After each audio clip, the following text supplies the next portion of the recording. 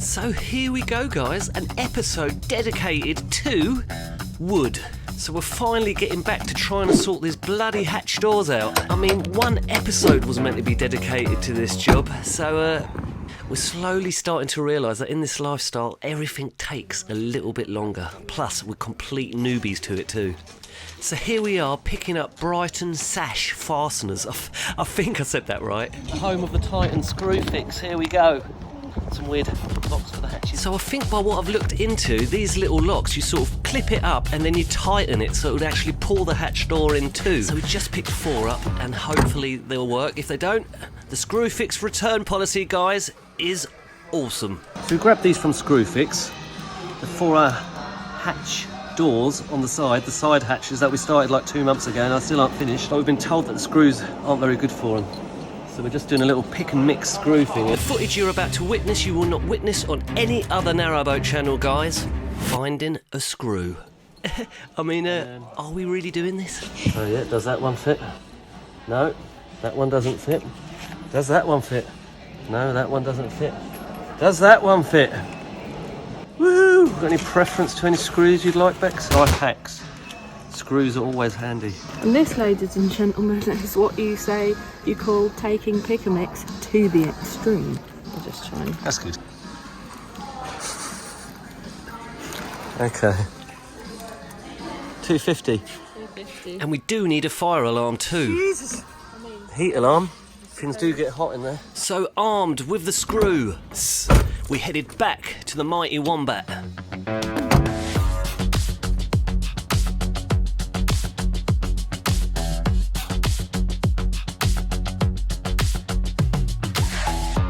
And guess what, guys? Look, the lock is finally open. But our beautiful rusty boat isn't ready yet.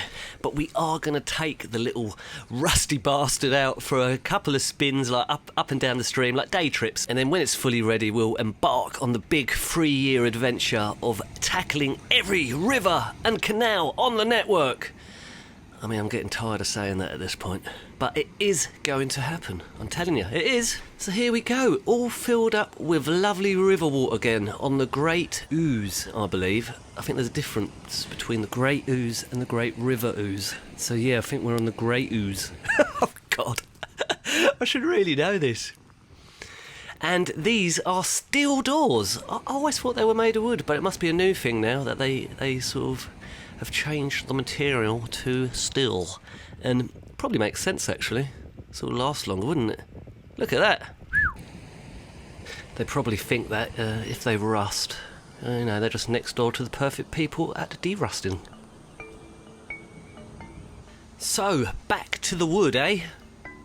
And I went on YouTube and checked out, I think it's the boat that James built or something, and he put on like about 6 or 7 coats of this yacht varnish, I think. Obviously you want these inlays to the hatch windows being protected from water. And I went on a few forums too, and people seem to sand this down a little bit first so that the yacht varnish sort of eats into it a little bit. Now, I'm not sure I'm using the right sort of wood because I was sanding away at it and I nearly took away the first sort of layer of wood. So that's not right, is it? Look, so I ended up just sort of doing them all a little bit.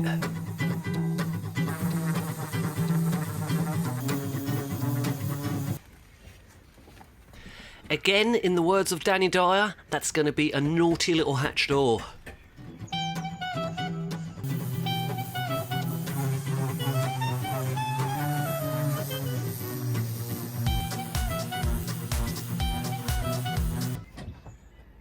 Do you remember this, guys? Becca is going to get cracking with her beautiful bathroom sink. Look at it. It was actually pretty cheap. How much was it again? That was a good deal on that, wasn't it? The sink? It's like 60 something. Oh, was it 60 quid? Seems quite expensive now, actually. Let me put it that way. And this is what Bex has chosen for it to sit on. Right, so this is going to be the bathroom cabinet with the wash basin mounted on the top. So what I'm doing, I've just measured the very middle of the top so that I can drill out the hole for the pipe work. So the plug will go down through there, and then I'm going to alter the top drawer so that you can get all the plumbing in hidden away. I don't know when they were charged last.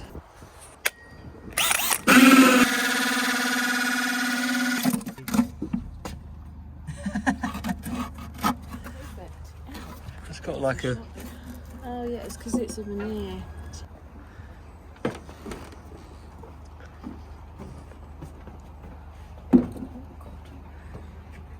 Wow. That's a plug. Oh, cool. I like that. And that belongs to me, yeah? Can I do anything? Hold that down. I'll push the washer up.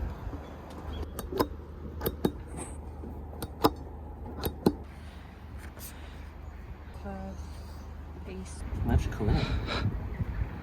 Okay, so let's take you back to our little hatch doors. And if you remember, I cut off the ends of the screw heads here, and then what we were going to do is just screw holes into the wood, not all the way through, just for the wood to sort of sit over. And it's quite tight here actually for some of the panels, so we're just sanding off the edges a little bit.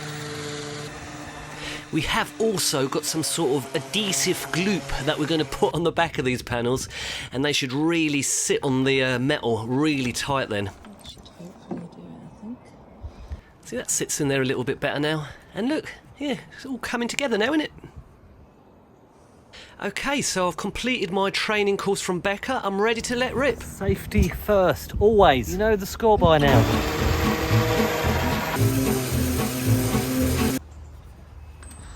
Can see this corner here, just so it fits in a little bit better when we come to sort of do it. Take a little bit more off maybe, just a slither.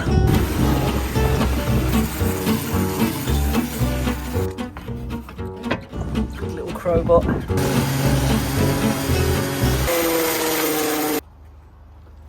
You won't see me cut corners.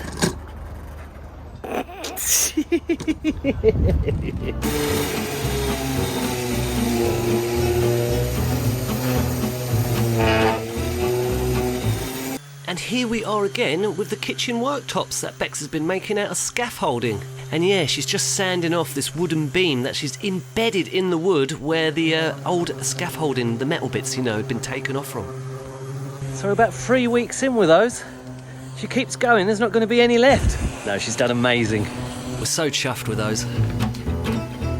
The old pencil behind the ear trick makes me look professional. As you know, I'm very professional. So we've got the wood here for the rest of the side panels, and we're just going to put the holes through so they can sit on top of the little noggly bits that come out. Can you say noggly bits? Well, from now on they're called noggly bits. That's good. See, Bex has put this little bit of tape on there, and that should prevent the drill head going all the way through, so we know exactly how far it's got to go in. So it just sits all nice and lovely over the top of the little noggly bits. As you can see on this other one over here where we've already put it on, sits on there awesomely. Not beautifully, awesomely. You okay in your hand? Huh?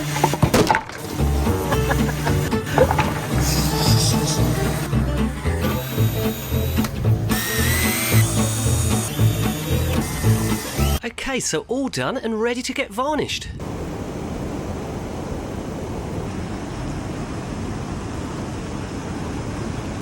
I wonder where they're discarded of all the lock gates. This one's obviously got stuck. Cool.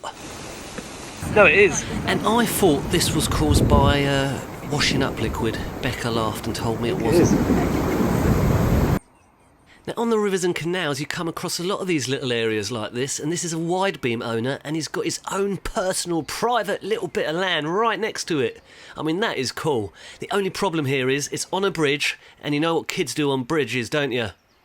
Yeah, just walk over them, I suppose. Okay, so next up, we're going to varnish our wooden hatch doors. We've got the yacht varnish there. We're going to mix that 50-50 with white spirit for the first 2 coats, and then I think we're going to go full steam ahead and then give it the full dosage for the last 3 sort of coats, I think. So I'll wipe these down with white spirit first, and I have given them a little sand as well, just so that when I do put the varnish in, it will sort of eat into it a little bit better. I don't know if that's the right thing to do with these marine ply, because it's like lots of bits of wood stuck together, but I don't know, I saw some other channel do it, so I thought I'd do it that way too. This is the first time I've ever done anything like this, disclaimer, and that just shows that you should put a bit of white spirit on there first, because it's bloody grubby. Didn't think it was going to be that colour either. That's 50-50 with white spirit for the first 2 coats, as advised by a couple of people on YouTube. So you do it these days, isn't it? Just go on YouTube and see what someone else does. Don't do what I'm doing.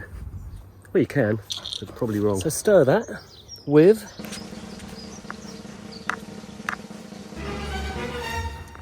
a twig. Did not think that the yacht varnish was going to look like Vimto. That was the shocker here. So I'm not too bothered about the first 2 coats. I'm just slapping it on willy-nilly. These 2 coats are probably just going to sink straight into the wood anyway. Now it says you're meant to sand them down after every coat, but we're painting over these anyway, so we don't have to go too mad with that, I don't think. So yeah, because we are painting them, I think I'll probably only put 4 coats in total on these. I won't go the full hog with 6. Look, awesome. I won't bore you with the other 2 coats. I mean, what's the saying? So in the next episode, we're going to be measuring the depth of our water tank before I get cracking with that. And also, thanks to all our comments, because I think the leak could be coming from the bow thruster. Possibly. So I want to do a thickness test on that too. So yeah, stick about and we'll see you on the next one. A bit like the Macarena song, innit?